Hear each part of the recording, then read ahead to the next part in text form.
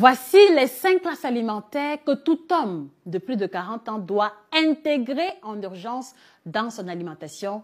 C'est en exclusivité sur Nutrition TV.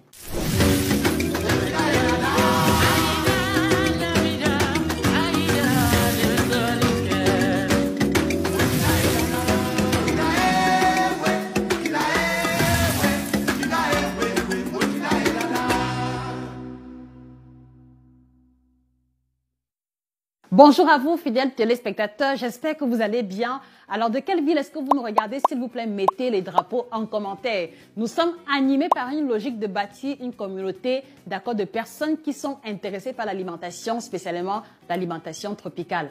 Alors, ce matin, je me propose de revenir sur un élément essentiel qui est la transition alimentaire qui est importante et je dirais même urgente pour tout homme à plus de l'âge de 40 ans. Parce que comme vous le savez, de la même manière que les femmes à partir de la quarantaine vont subir ce qu'on va appeler la ménopause, les hommes également vont subir ce qu'on appelle l'andropause qui peut être assimilée à la ménopause masculine, mais qui ne l'est pas en réalité parce que dans le cadre de la ménopause, on a l'arrêt de la fertilité, mais chez les hommes, malgré les changements, ils vont continuer à être fertiles, si je peux dire ça ainsi.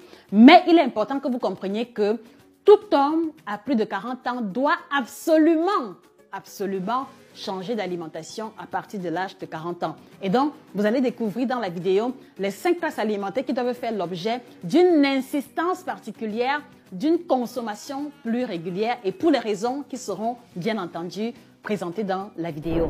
Alors, la première chose que vous devez savoir, c'est que ce qui va provoquer le changement chez un homme à partir de la quarantaine, c'est un élément simple. C'est qu'on va observer une diminution de la production d'une hormone qui fait qu'un homme est un homme, à savoir la testostérone. Ça veut dire qu'un homme qui sécrète moins de testostérone devient moins viril.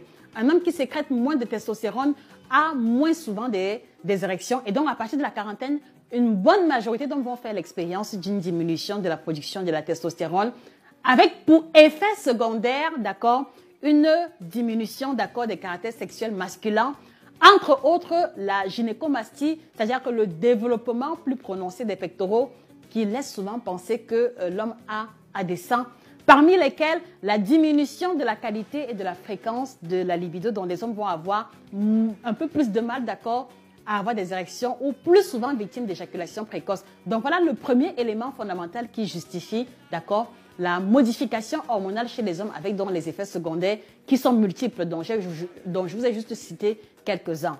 C'est l'une des raisons pour lesquelles, pour minimiser l'impact